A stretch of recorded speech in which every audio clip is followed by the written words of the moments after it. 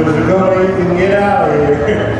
But luckily, we chose to run on gas, and most of the modified was on alcohol. They could only run about 25 laps, and they had to stop. Well, I run the whole race and never stopped, so wound up winning and didn't even know what I'd done or how we'd done it or nothing else. But as time went along, I found out Darlington was about the toughest racetrack that you could ever ride on. Some more belong in there. I had a lot of success as a car owner, but I always try to beat the race, the racetrack, not the competitors. And every time you let your guard down at this place, you're going to get nailed, and that's what happened to me. So traffic has changed as far as looks. They swapped ends as far as turns 1 and 2 and 3 and 4. But as far as having to get around here and it being a tough racetrack to come, that ain't never changed, has it? It hasn't changed, and the unique thing about it, the groove moves 10 or 15 times during the race. Well, you be running real low, then the groove moves up high, then the first thing you know, it's back down low again. If you don't keep up with everything at that racetrack delivers you during the hot part of the day, and the later part of it, you're going to get nailed, and that's 99% of the time, that's my failure. I just, running so hard till, I forget what groove I need to be in and end the wall I do.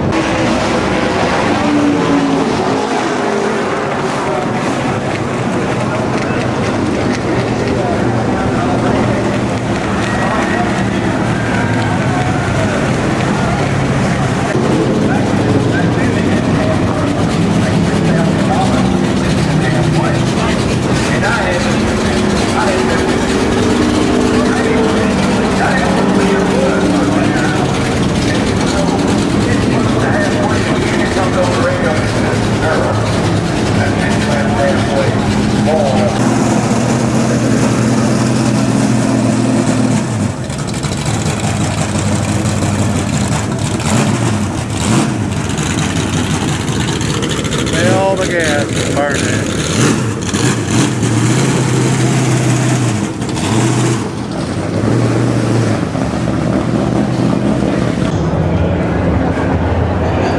Did it work? Must have. I never did quite understand late 29 to early 39. Pretty little narrow window right there. Yeah, it is. There's a story I want you to tell the audience here that you told me many years ago. One of the funniest things I ever heard about Darrell Waltrip. About 1972, 3 or 4, whenever you first came along.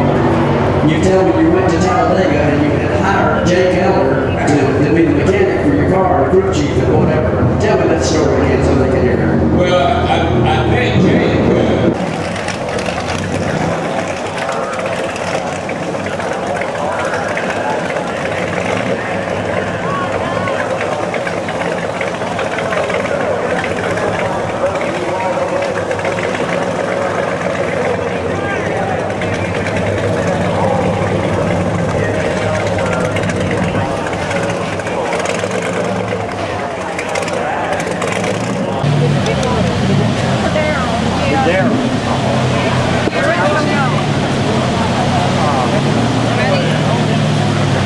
You can get in the line for the other one. No, well, the ones with the ticket.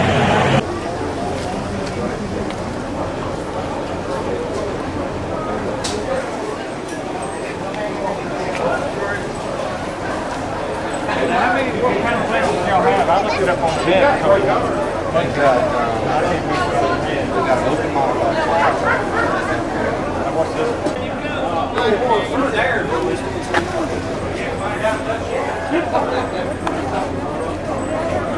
No, quick. You don't know the answer.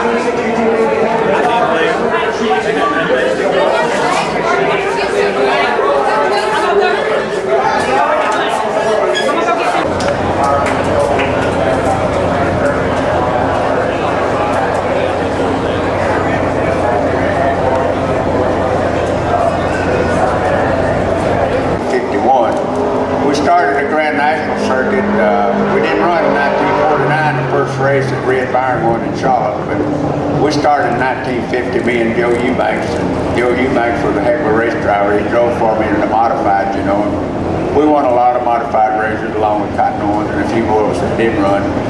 And as you know, I'm probably one of the oldest members in NASCAR.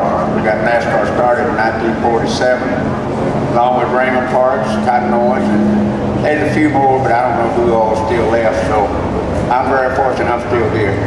Yes. Grab that microphone.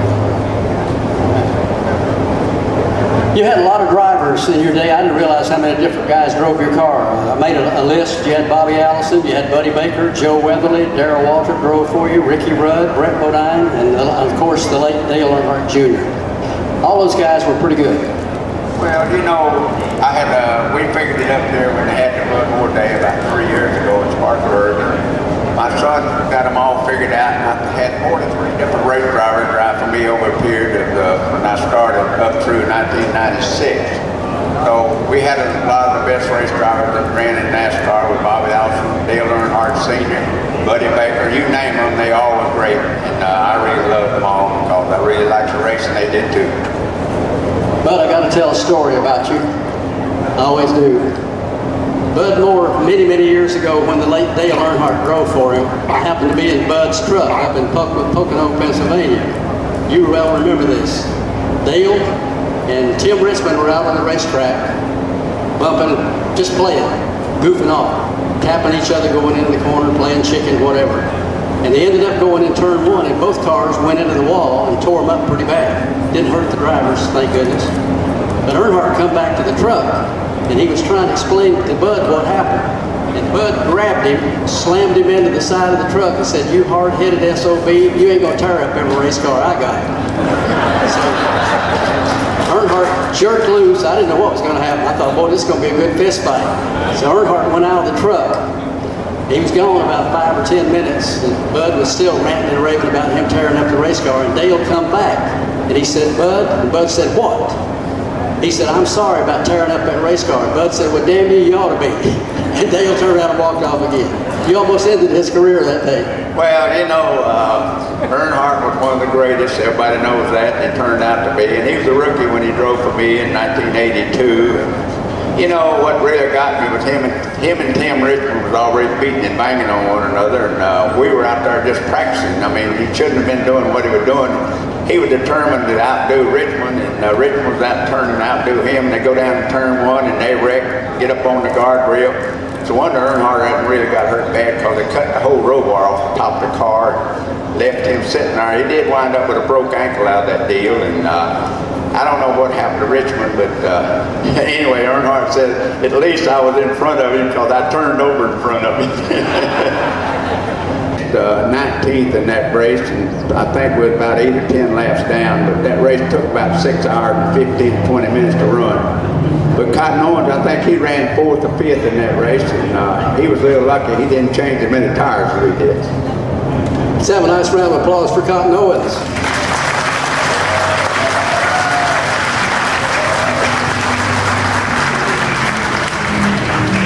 Cotton, appreciate you coming down. I know that heat out there is not any fun, is it?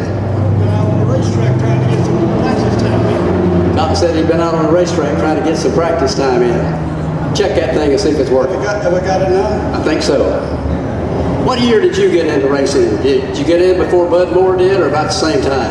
We pretty near got in about the same time.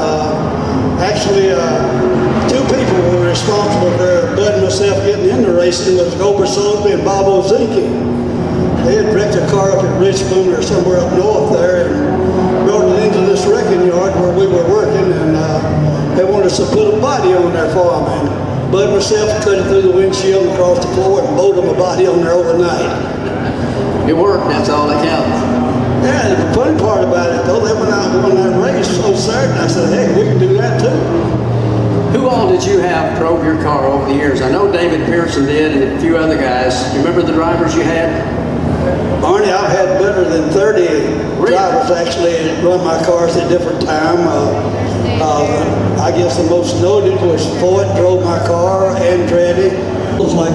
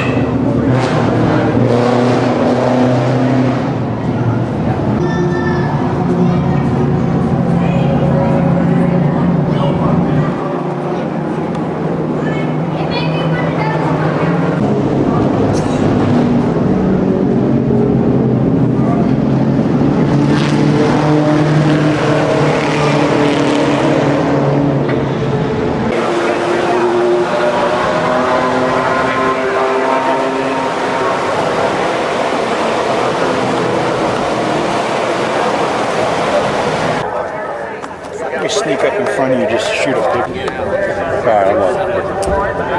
You'll get to see this girl.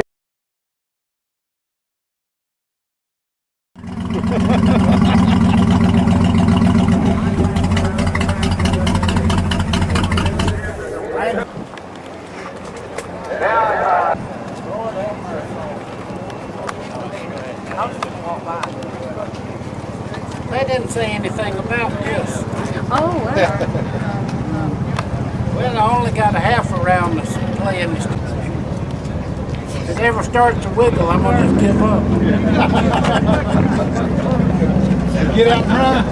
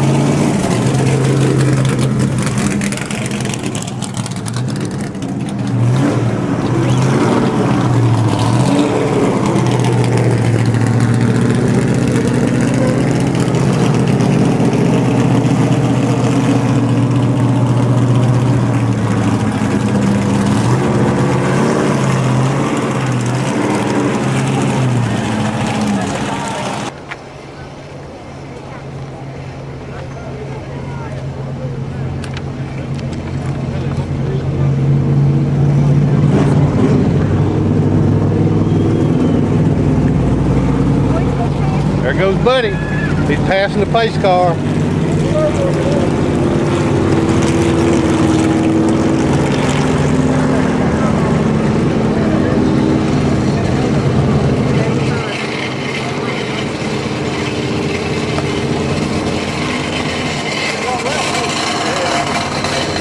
Really run here and run effectively is right near the wall.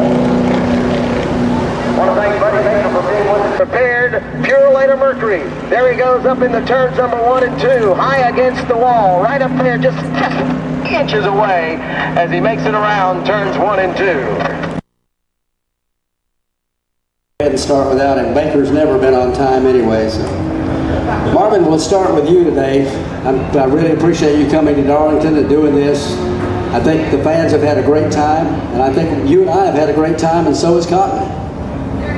You're right, Barney. I've really enjoyed myself. I'm having a good time. And I wanted to mention something. I always wanted to ask you a question. This could be bad. I was one of the first colored people who used to work with Barney on the radio, but he didn't last long. He fired me, so I must not have been any good.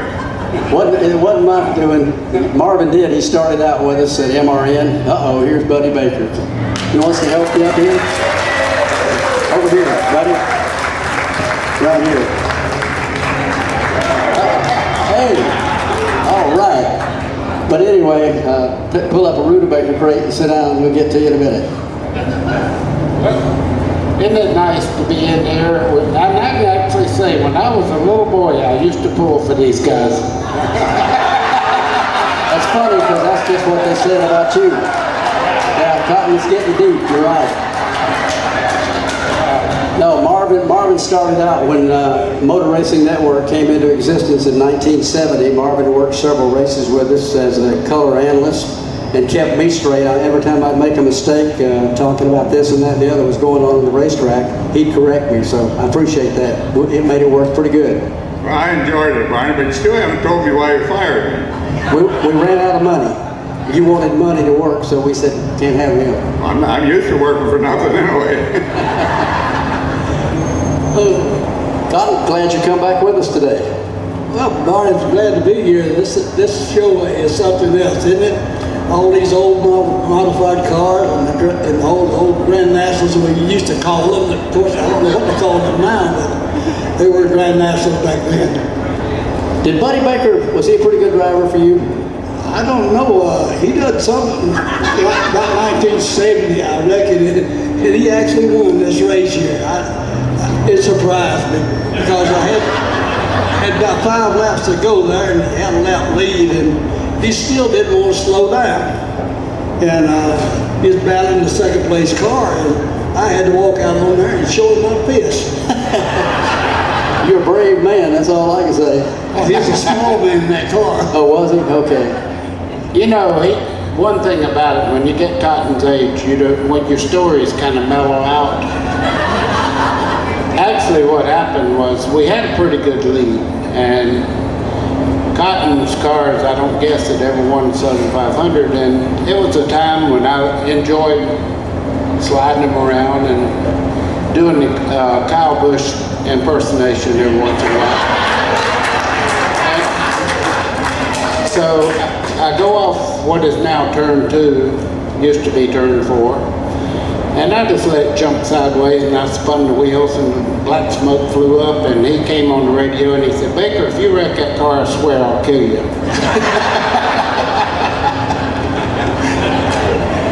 You guys had fun, didn't you? You know, that I think that's the one thing, and it went along with Marvin, Panch, and Cotton, Owen, my father, and those guys. It was all about the competition. Lord knows the money wasn't there, but it was a different time. We raced hard, but we had friends off the racetrack. I liked Cale. He was one of my best buddies. I did not like him on the racetrack. And it showed up quite a few times. So.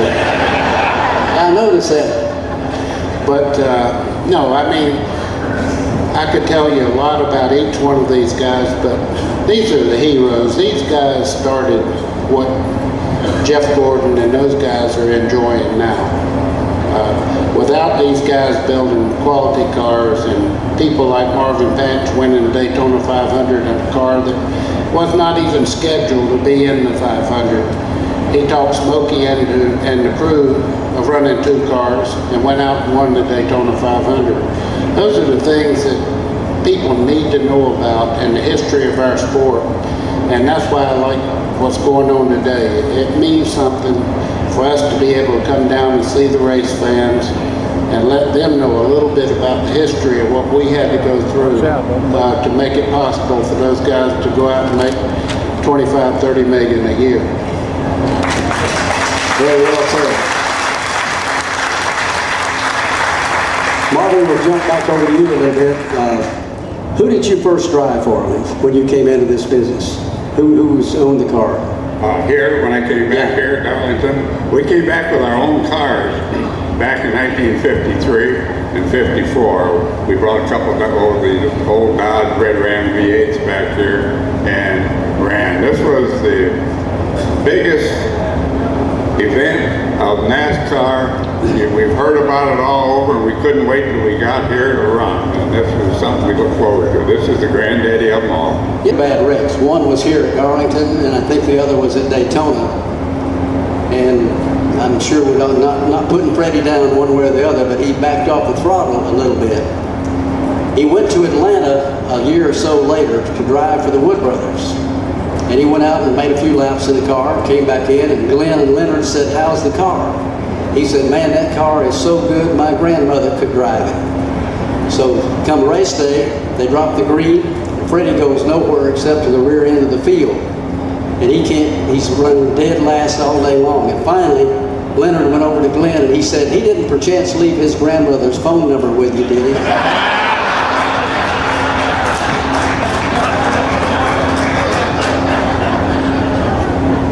What's the worst wreck you ever had when you were driving? That deal at Daytona where the car flipped on you down there?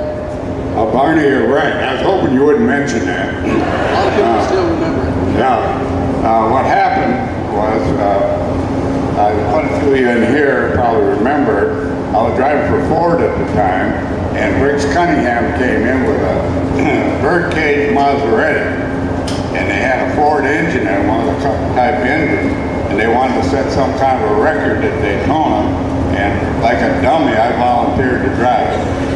And I went out and it didn't feel good. That car had old Indy tires on. They were half thread and half slicked. Remember those old hard tires? They were like iron. That's before my time. About a week before. Well,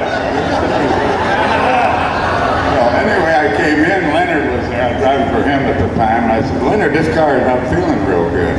and he did a little adjustment on it, and we fueled it with fuel, and I said, I'm not going to stay in it too long. If it feels pretty good, I'll give you a signal when I come by. Get the timer to time it, because I don't want to be in here too long.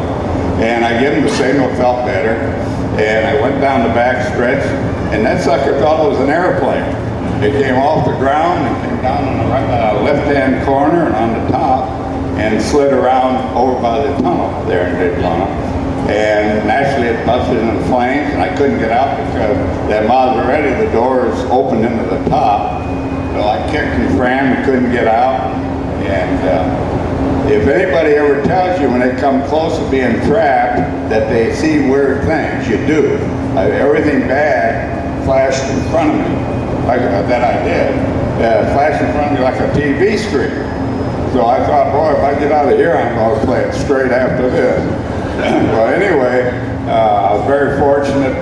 Bill Wimble, Eddie Gaham never coming through the tunnel at the time, and they seen it and they jumped over the fence. Tiny Lon and Steve Petrazzi came out of the garage area. And I couldn't, like I said, I couldn't get the doors kicked open, and they came in the fire and lifted it. And when they did, I got the door kicked open, and I got about halfway out, and the tank blew up and blew these guys back. And I remember Steve Petrazzi, who was an engineer for Firestone, he says, come on, he's still kicking, let's get him. And they came in the flames and picked the car up, and I started out again, and Tiny grabbed me by the leg and dragged me the rest of the way out. And Steve Petrazzi went temporarily blind after that. But he got back okay, so it wasn't for those guys, I wouldn't be here with you, Barney. Well, I'm glad it worked out that way. I remember that accident. You've got a credit for this sport. There's no question about that. No. Which week? It'd be too hard to go down the list, right? I will ask you this, though. Years and years ago, when you were driving for the K&K car, remember that? You told me this story. I was working upstairs in the PA booth while practice and everything was going on, and Buddy took the K&K car out, that old number 71 Dodge, and almost got into the wall down in turn number 1. Well, you told me this story. You said I came back in, and Harry Hyde didn't like you to criticize his race cars. You said, you told him, said, you know, I can't drive that thing, it's too loose. And you, best I remember, you told Harry said, well, I tell you what, go get you a Coca-Cola or something and come back in about 15 minutes. I know exactly what to do to cure that. So you came back, and said, go ahead and get in the car and drive it. When you went out that time, you really almost stuck it in the wall in turn 1. You did the same thing up in turn 3 and 4. You said you came back on pit road. You didn't realize what happened. It was really bad. And just before you turned in the garage, you said you looked back at the deck lid on the car, and there was no spoiler back there. Harry had took the spoiler off, and you said I was mad as a hornet. And when he come over and stuck his head in the window before I could say anything, he said, now Baker, that's a loose race car. You remember that, I know. Now, you see, this is what I had to put up with. If you told Harry Hyde that the car was not right, you better be ready for something to happen. He took the rear spoiler totally off. That was about 300 pounds of downforce, or 6 or 8, whatever, off the rear wheels. When I went down in the corner, I went up all the way up to the wall, and I came in and I was trying to take my helmet off, and I did this. And he said, now buddy, that's loose. We won't be talking about loose. I told him, I said, just put a piece of tape back there where it looks like something's back there from now on. I don't care. I'll never complain again. But we had, I think about this racetrack and what it meant to me. And my father won here 3 Southern 500s. And I can remember as a kid sitting on the front straightaway under the flag stand, like little kids do, and imagining someday that I would win the Southern 500. And I will promise you, when I took the checkered flag in Cotton Owen's car in the Southern 500, I could almost see that kid sitting under the start-finish line over there going, someday I'll do that.